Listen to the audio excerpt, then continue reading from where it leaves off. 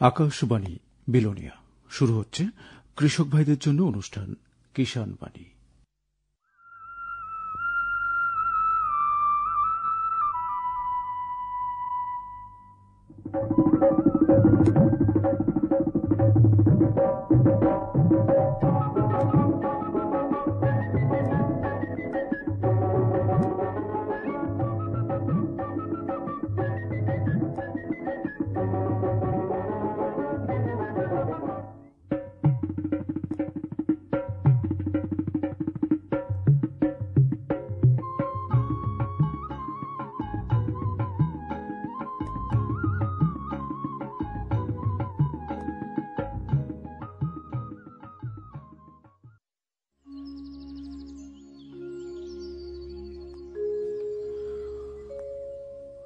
নমস্কার কৃষক বন্ধুরা, সবাইকে স্বাগত জানিয়ে শুরু করছি আমাদের আজকের কিষাণ বাণীর অনুষ্ঠান।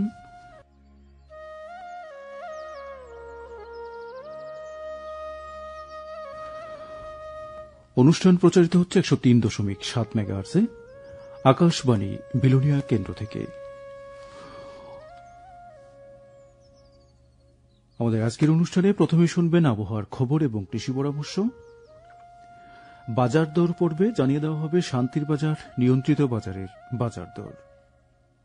আজকের বিষয় পর্বে রয়েছে ফুলকপি এবং বাঁধাকপি চাষের জন্য কিভাবে জমি তৈরি করবেন বা তার প্রস্তুতি কিভাবে শুরু করবেন সে নিয়ে আলোচনা করেছেন কৃষি আধিকারিক অভিজিৎ দত্ত।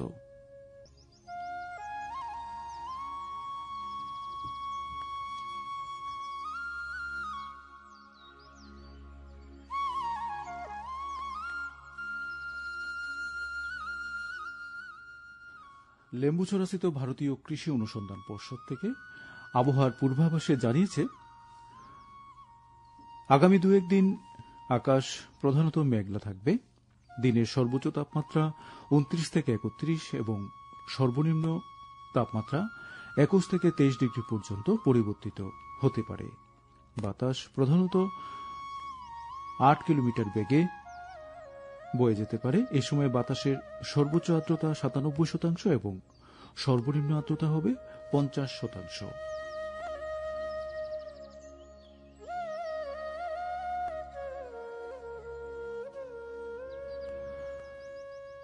পাশাপাশি কৃষক ভাইদের জন্য রয়েছে কিছু কৃষি পরামর্শ।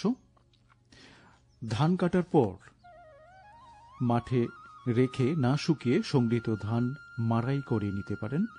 সাধারণত মাঠের বেশিরভাগ ধানের রং তুষের মতো হয়ে গেলে তা সংগ্রহ করে নেওয়া যেতে পারে।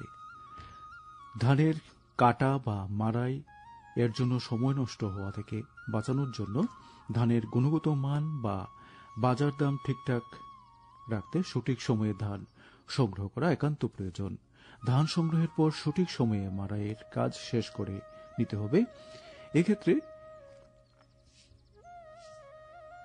ধানের গুণগত মানে প্রভাব ফেলতে পারে যদি দেরিতে মাড়াই বা সংগৃহীত করুন। যারা আলু চাষ করবেন ভেবে রেখেছেন, জমি তৈরির কাজ এখনই শুরু করে দিতে পারেন। ভালো জাতের নিরোগ আলু বীজ এখনই সংগ্রহ করে নিতে পারেন। বীজ বপনের আগে বিভিন্ন ধরনের কৃমির আক্রমণ নিয়ন্ত্রণের জন্য বীজতলা শোধন করে নেওয়া একান্ত প্রয়োজন। ক্লোরোপাইরিফস 2.5 মিলিলিটার প্রতি লিটার জলে গলে বীজতলার মাটি শোধন করে নিতে পারেন। মধ্যম উঁচু জমিতে চাইনিজ, বাঁধাকপি, শালগম এই ধরনের সবজি চাষের জন্য একইভাবে জমি তৈরির কাজ এখনই শুরু করে দিতে পারেন। তাছাড়া ব্রোকলি চাষের জন্য বীজ সরাসরি জমিতে বপন করা যেতে পারে।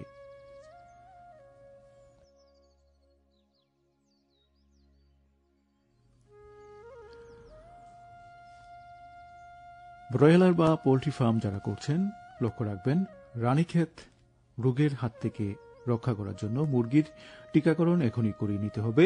মুরগির ঘর পরিষ্কার এবং শুকনো রাখার প্রয়োজন। প্রতি 100 বর্গমিটারের জন্য এ সময়ে মুরগির ঘরে 1 কেজি করে চুন প্রয়োগ করা যেতে পারে। বর্তমান আবহাওয়ায় পোকামাকড়ের আক্রমণের ফলে ফসল এবং শাকসবজি ক্ষতিগ্রস্ত হতে পারে। আক্রমণকে নিয়ন্ত্রণের জন্য আলুক ফাঁদ আপনারা ব্যবহার করতে পারেন।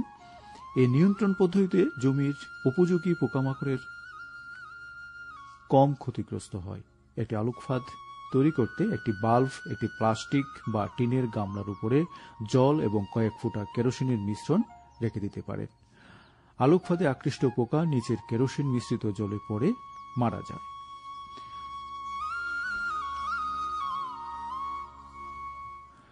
গবাদি প্রাণীর দেহে উকুনের আক্রমণ হতে পারে। ঘর ফিনাইল দিয়ে নিয়মিত ধুয়ে দেওয়ার ব্যবস্থা রাখতে হবে। তাছাড়া আক্রমণের মাত্রা বেশি হলে বোটক্স 2 মিলিলিটার প্রতি লিটার জলে গুলে স্প্রে করা যেতে পারে। শুনলেন আবহাওয়ার খবর এবং কৃষি পরামর্শ।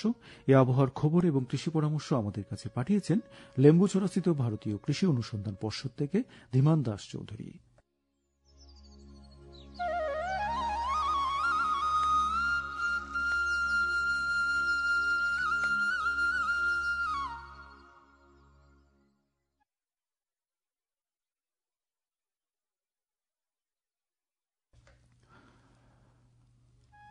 আজকের বিষয় পর্বে এখন শুনবেন ফুলকপি এবং বাঁধাকপি চাষের জন্য প্রস্তুতি পর্ব।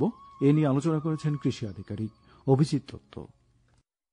বর্তমান সময়ে কৃষক ভাইয়েরা কিভাবে ফুলকপি এবং বাঁধাকপির চাষের জন্য প্রস্তুতি শুরু করবেন, আর এই বিষয়ের উপর আলোচনা করার জন্য স্টুডিওতে উপস্থিত আছেন ঋষিমুখ কৃষি মহকুমার কৃষি আধিকারিক অভিজিৎ দত্ত। অভিজিৎ বাবু, আমাদের অনুষ্ঠানে আপনাকে স্বাগত জানাই। নমস্কার।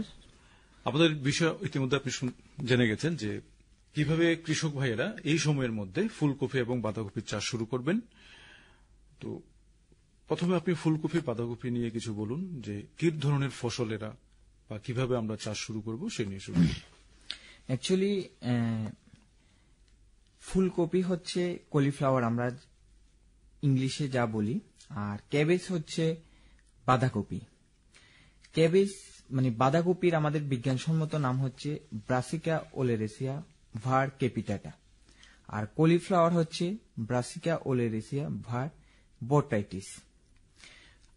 সাধারণত ক্যাবেজ বা বাঁধাকপির আমরা হেডটা খেয়ে থাকি, হেড মাথা, যাকে আমরা মাথা বাঁধাকপির। আর ফুলকপির যে আমরা ফুলটা খাই, এটার ইংলিশ নাম হচ্ছে কার্ড বলে। আচ্ছা, কার্ড। আর এগুলিকে ফুলকপি বাঁধাকপি এগুলিকে আমরা কুল ক্রপস বলি, COLE, কুল ক্রপস। আচ্ছা, ইংরেজিতে আমরা এটা বলে থাকি। অ্যাকচুয়ালি এটার সাথে একটা মানে ইন্টারেস্টিং কাহিনীও আছে, যেটা হচ্ছে আমরা যেহেতু এটা শীতকালে করি, কুল ওইখান থেকে কিছুটা মিলে আসে। এটা মানে শীতের আবহাওয়া ছাড়া এগুলো হবে না। এগুলো অ্যাকচুয়ালি টেম্পারেচার একটু লো থাকতে হয়। আর এদের ফ্যামিলি হচ্ছে ক্রুসিফেরিয়া। আচ্ছা। আর ফুলকপি এবং বাঁধাকপিতে সাধারণত আমরা বিভিন্ন ধরনের ভিটামিন পেয়ে থাকি, যেটা হচ্ছে specially vitamin C, vitamin K, আর বিভিন্ন ধরনের মিনারেলস, পটাশিয়াম, ম্যাগনেসিয়াম, এগুলি সাধারণত আমরা ফুলকপি ফুলকপিতেও পাই, বাঁধাকপিতেও পাই। এগুলিতে দুটোতে আমরা পাই, যেহেতু একই ফ্যামিলিতে পড়ে, এবং তাদের কালচারাল প্র্যাকটিসও অলমোস্ট একরকম। পুষ্টিগুণ সম্পন্ন, খুবই মুখরোচক, এবং শীতকালে এদের চাহিদা কিন্তু অনেক বেশি। আমাদের বাজার কিন্তু এদের চাহিদা অনেক বেশি। আপনি যদি দেখেন, আমরা আজকালকার আধুনিক পদ্ধতিতে ফুলকপি এবং বাঁধাকপি আমরা সারা বছরই বাজারে পেয়ে থাকি। ঠিক তাই, সারা বছরই পেয়ে থাকি। সবসময় আমাদের মুখরোচক একটা খাদ্য এটা আমাদের ফুলকপি বাঁধাকপি। কৃষক ভাইরা যারা এখন চাষ শুরু করবেন বর্তমান সময়ে, এই যে আবহাওয়া চলছে বা কিছুদিনের মধ্যে শুরু করবেন, কিভাবে প্রস্তুতি শুরু করবেন, আধুনিক পদ্ধতিতে কিভাবে চাষ করবেন সে নিয়ে বলুন। আচ্ছা, আধুনিক পদ্ধতিতে বলতে গেলে সবার প্রথমে আমি সমস্ত কৃষক ভাইদের বলবো অর্গানিক পদ্ধতিতে চাষ করা, জৈব পদ্ধতিতে।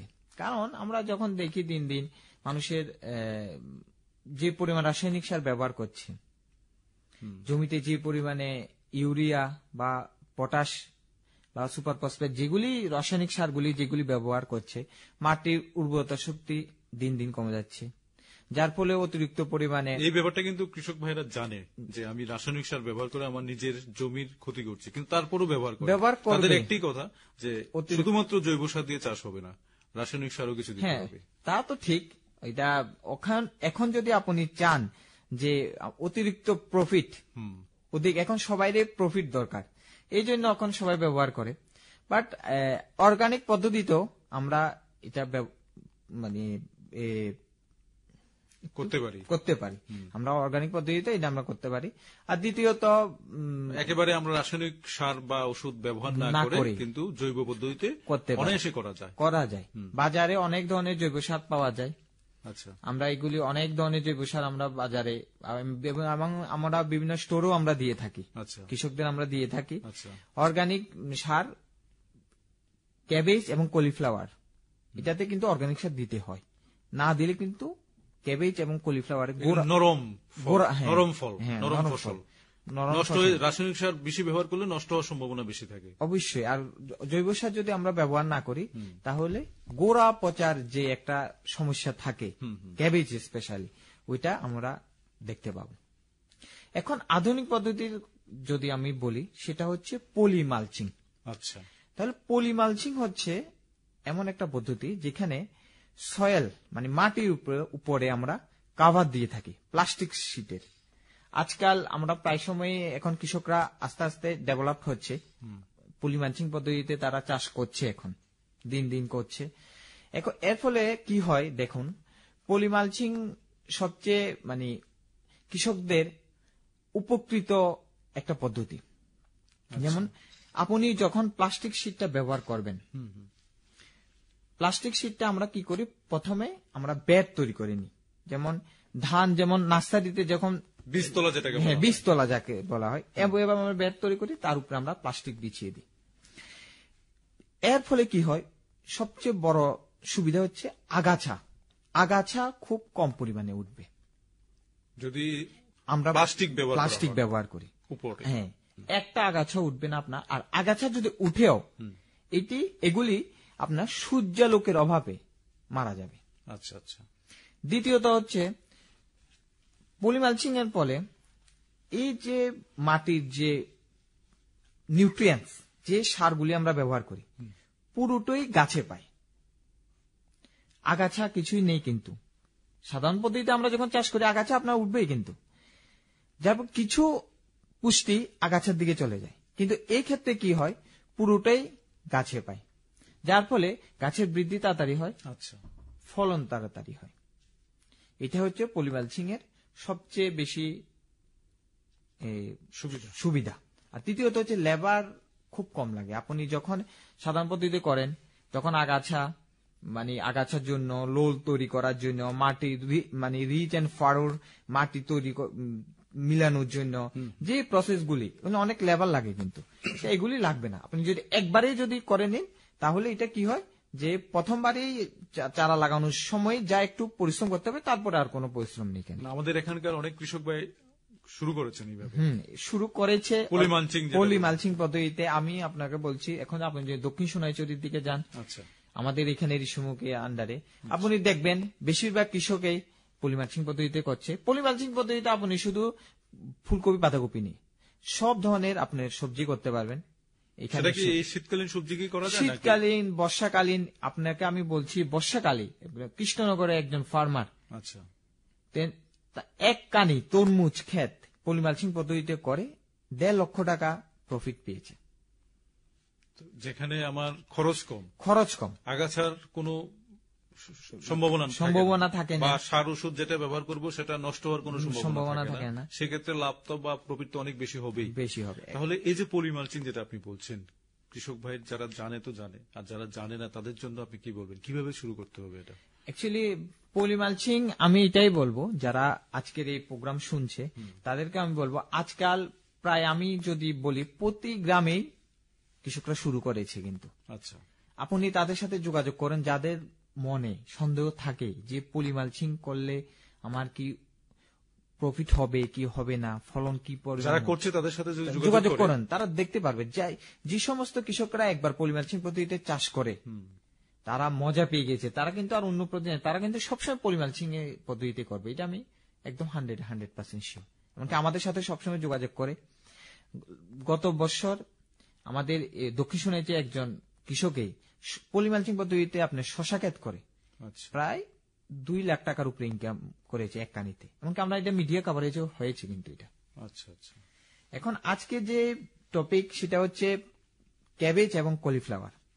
এখন সবার প্রথম হচ্ছে ক্যাবেজ এবং কলিফ্লাওয়ারে যদি আমরা পলিমালচিং করি, সবচেয়ে বেশি উপকার হচ্ছে আপনার রোগ এবং পোকা যে আক্রমণ থাকে ক্যাবেজ এবং কলিফ্লাওয়ার, ফুলকপি, বাঁধাকপিতে প্রায় সময় দেখা যায় কৃষকদের একটাই কথা, বিভিন্ন ধরনের পোকা বা রোগের আক্রমণ। হ্যাঁ, এটার সম্ভাবনা সবচেয়ে কম থাকে, কারণ ফুলকপি এবং বাঁধাকপিতে, স্পেশাল বাঁধাকপিতে এফিড, ইংলিশে বলে এফিড, বাংলাতে বলে জাব পোকা, এবং ক্যাবেজ মানে যেটা মানে অমস মানে আমরা জানি কৃমি জাতীয়, এদিকে শুয়ু পোকা বলে, এগুলি সাধারণত ক্যাবেজকে খুব পরিমাণে আক্রান্ত করে। কিন্তু আপনি যখন লাগান, যদি আপনি পলিথিন শীট ব্যবহার করেন, পলিথিন শীট কি করে, আপনি রিফ্লেক্ট করে লাইট, কালো রঙের যে পলিথিন গুলো বাউন্স করে, লাইটকে বাউন্স করে, সূর্যের আলোটাকে বাউন্স করে।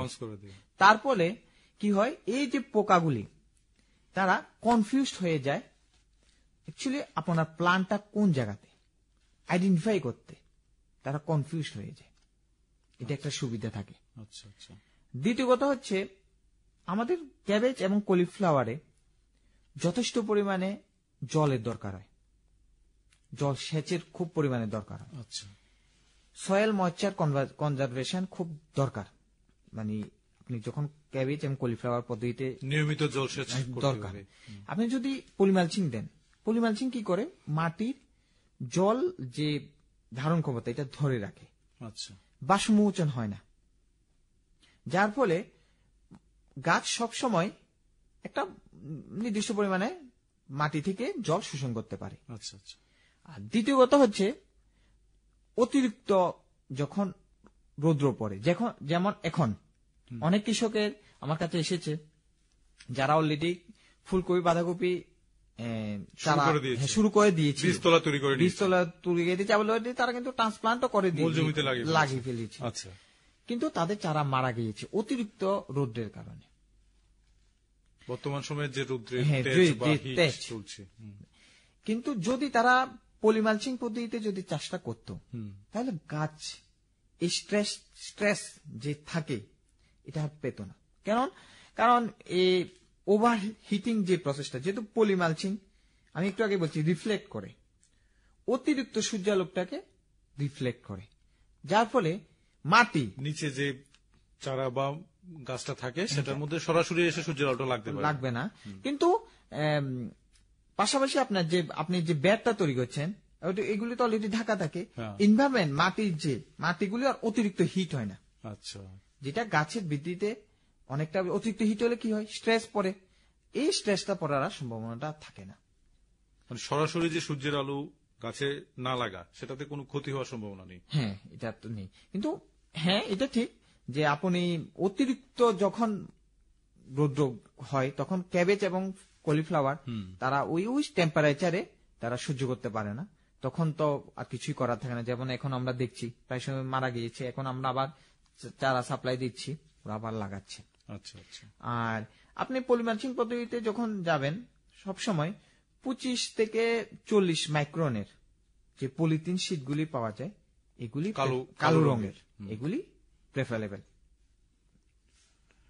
তাহলে কৃষক ভাইরা আপনারা নিশ্চয়ই বুঝতে পেরেছেন, যারা এখন চাষ শুরু করবেন ফুলকপি, বাঁধাকপি বা বিভিন্ন ধরনের শীতকালীন সবজি আপনারা চাষ করছেন, ইতিমধ্যে প্রস্তুতি শুরু করেছেন, যদি আপনারা আধুনিক পদ্ধতিটা গ্রহণ করেন, পলিমালচিং পদ্ধতিটা গ্রহণ করেন, তাহলে আপনাদের খরচ অনেক কম পড়বে এবং লাভ অনেক বেশি থাকবে। পাশাপাশি বিভিন্ন ধরনের রোগের বা পোকার আক্রমণ হওয়ার সম্ভাবনা খুবই কম থাকে, সেটা আপনাদের মনে রাখতে হবে। মানে এর সুবিধা, পলিমালচিং পদ্ধতিতে চাষ করলে আপনারা এই সুবিধাগুলো পাবেন। আর যেটা আপনি বলেছিলেন যে জৈব পদ্ধতি গ্রহণ করার জন্য, তাহলে রাসায়নিক সার একেবারে ব্যবহার না করে কিভাবে তারা জমি প্রস্তুতি বা মাটির প্রস্তুতি শুরু করবেন, কিভাবে কোন ধরনের জৈব সার ব্যবহার করবেন, যেটা আমাদের জমিতে বা বাড়িঘরে তৈরি হয়, ভার্মি কম্পোস্ট সেটাও ব্যবহার করতে পারেন। অ্যাকচুয়ালি আমি তো পলিমালচিং সম্পর্কে বলবো, এখন যেটা ট্রেডিশনাল ওই সম্পর্কে আমি আলোচনা করব না, কারণ এটা কৃষকরা বন্ধুরা যেখানে উপকৃত হবে ওই পদ্ধতিতে আমি অবশ্যই যাব। আচ্ছা, এখন পলিমালচিং পদ্ধতিতে সবার প্রথমে হচ্ছে আপনি যেহেতু পলিথিন শীট প্রথমে বিছিয়ে দেবেন, তাহলে কিন্তু আপনি সয়েল প্রিপারেশন মানে মাটির প্রস্তুতি পলিথিন শীটটা আপনি বিছানোর আগে ছেড়ে নিতে হবে। পরবর্তী সময় কিন্তু আপনি আর সার দেওয়ার কোনো রাস্তাই থাকে না। তো সেটা বীজতলায় হোক আর মূল জমিতে হোক, হ্যাঁ, পলিথিন ব্যবহার করার আগেই কিন্তু আমার সার ওষুধ যা ব্যবহার করে নিতে হবে, মানে মাটির প্রস্তুতির কাজ সেরে নিতে হবে। চাষ দেওয়া, একটা বা দুটা চাষ দেওয়া বা বিভিন্ন ধরনের সার প্রয়োগ করা, সেটা আগেই করে নিতে হবে। আচ্ছা, এখন হচ্ছে যখন আপনি জমি প্রস্তুতি করবেন, প্রথমে তো আমরা কৃষকরা সাধারণত কি করে, 2 চাষ দেয়। একবার ট্রাক্টর দিয়ে করে ফেলে, মানে সরি পাওয়ার টিলার হবে, আমাদের এখানে কৃষকরা ট্রাক্টর বলে থাকে। আচ্ছা, যেটা হচ্ছে পাওয়ার টিলার দিয়ে দ্বিতীয় চাষ, যেটা লাস্ট চাষ, ওই লাস্ট চাষের আগে আপনি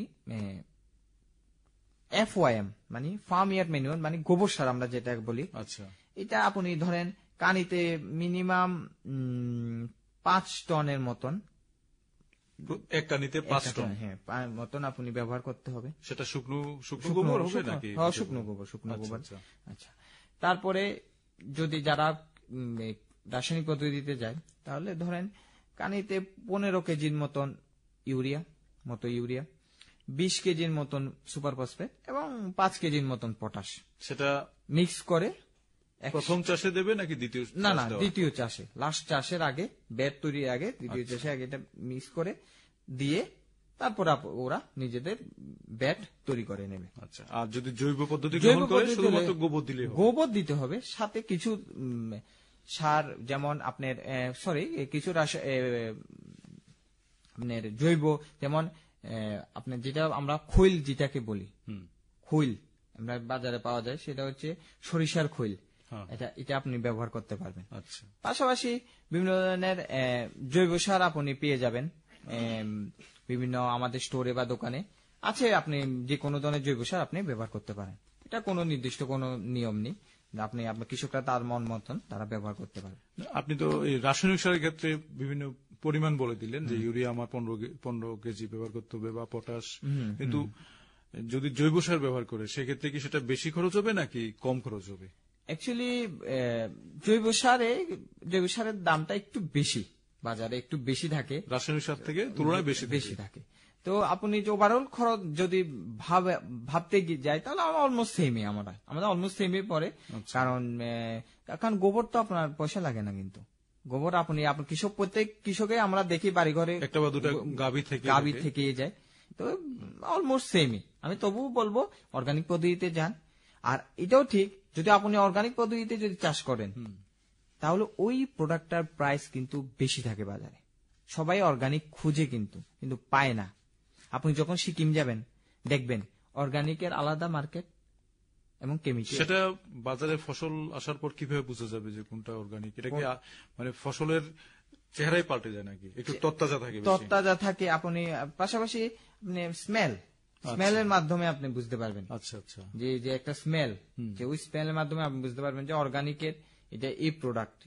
এইভাবে যেমন আপনি, আশা করি আমরা সবাই বাড়ি ঘরে চাষ করে থাকি গুড়ি ধান, যেটাকে কালি খাসা বলে, পায়েসের জন্য আমরা ব্যবহার করে দেখি। ওইটা আপনি দেখবেন কিন্তু যেগুলি অর্গানিক পদ্ধতি চাষ করলে, এগুলি আপনি জমির পাশে দাঁড়ান, প্রচন্ড স্মেল পাবেন, কিন্তু আপনি যখন ওইখানে সার ব্যবহার করেন দাঁড়ান, কোন স্মেল পাবেন না। এটা হচ্ছে অর্গানিকের একটা গুণ। আপনি স্মেলের মাধ্যমে বুঝতে পারবেন, এটা তরতাজা স্মেল থাকবে।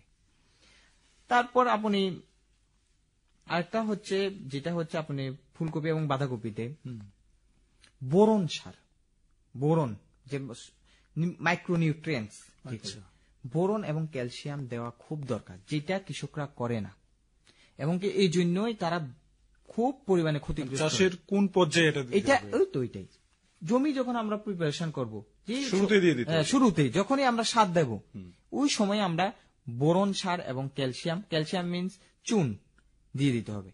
কারণ ত্রিপুরার মাটি হচ্ছে আম্লিক, অ্যাসিডের পরিমাণ বেশি, আর পিএইচ মানে আমাদের মাটির যে পিএইচ, সেটা যদি 4.5 এর নিচে চলে যায়, ওই জমিতে যখন আপনি ফুলকপি বা বাঁধাকপি চাষ করবেন, ওইখানে আপনি কি দেখা দেবেন রোগ, যেটা হচ্ছে পাতা, গাছের পাতা কুচকিয়ে যাওয়া, কুচকানো। ঠিক তাই, কৃষকদের একটাই সমস্যা, প্রতিবারই একটাই সমস্যা, গাছের পাতা কুচকায়। ওই যে জাপ পোকা বললেন, সে জাপ পোকা ভিতরে ঢুকে যায় এবং পাতাগুলো কুকড়িয়ে যায়। হ্যাঁ, কুকড়িয়ে। এই হচ্ছে, যদি আপনি বোরন ব্যবহার করে থাকেন, এই ধরনের সমস্যা সম্মুখীন আপনাকে হতে হবে না। বোরন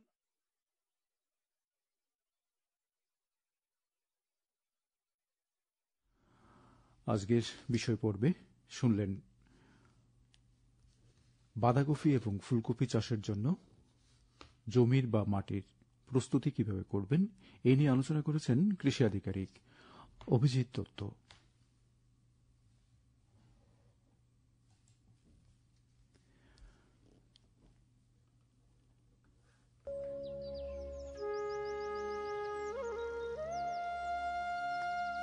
জানিয়ে দিচ্ছি শান্তির বাজার নিয়ন্ত্রিত বাজারের বাজার দর। প্রথমে আমরা সবজি বাজার সম্পর্কে জেনে নেব। ঢেঁড়স প্রতি কুইন্টাল বিক্রি হয়েছে ৭,১০০ টাকায়, যেখানে প্রতি কেজির দাম ছিল ১০০ টাকা। করলা বিক্রি হয়েছে প্রতি কুইন্টাল ৬,১০০ টাকা, যেখানে প্রতি কেজির দাম ছিল ১০০ টাকা। বেগুন প্রতি কুইন্টাল সর্বোচ্চ ৬,১০০ টাকায় বিক্রি হল এবং প্রতি কেজি বেগুনের দাম ছিল ৮০ টাকা। বাঁধাকপি প্রতি কুইন্টাল বিক্রি হয়েছে ৪,১০০ টাকা, যেখানে প্রতি কেজির দাম ছিল ৬০ টাকা। গাজর বিক্রি হল ১০,৫০০ টাকা প্রতি কুইন্টাল এবং প্রতি কেজি গাজরের দাম ছিল ১৫০ টাকা। ফুলকপি সর্বোচ্চ ৭,১০০ টাকায় প্রতি কুইন্টাল বিক্রি হল, যেখানে প্রতি কেজির দাম ছিল ১০০ টাকা। বরবটি প্রতি কুইন্টাল বিক্রি হয়েছে ৫,১০০ টাকায় এবং প্রতি কেজি বরবটির দাম ছিল ৮০ টাকা। শসা প্রতি কুইন্টাল সর্বোচ্চ ৪,১০০ টাকায় বিক্রি হল এবং প্রতি কেজির দাম ছিল ৬০ টাকা। মাছের বাজারে কাতলা মাছ বিক্রি হল প্রতি কেজি ৩৫০ টাকায়, রুই মাছ বিক্রি হল প্রতি কেজি ২৪০ টাকা।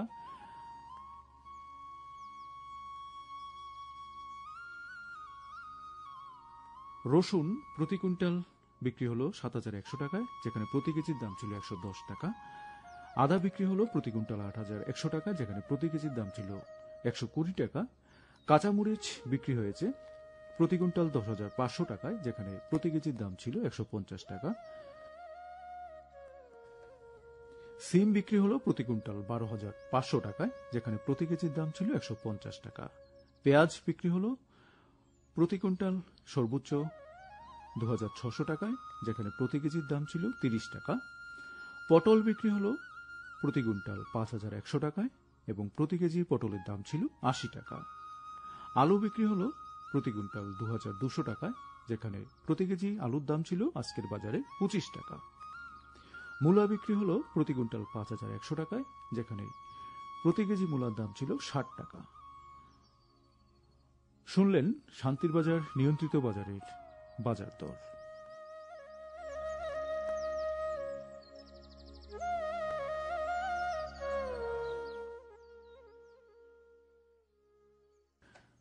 কৃষক বন্ধুরা, আমাদের আজকের কিষাণ বাণী পর্যন্ত। আগামী অনুষ্ঠানে আবার সবার সাথে কথা হবে। সবাই ভালো থাকবেন, সুস্থ থাকবেন। আমাদের এই অনুষ্ঠানটি পরিবেশিত হয়েছে ভারত সরকারের কৃষি মন্ত্রণালয়ের সৌজন্যে।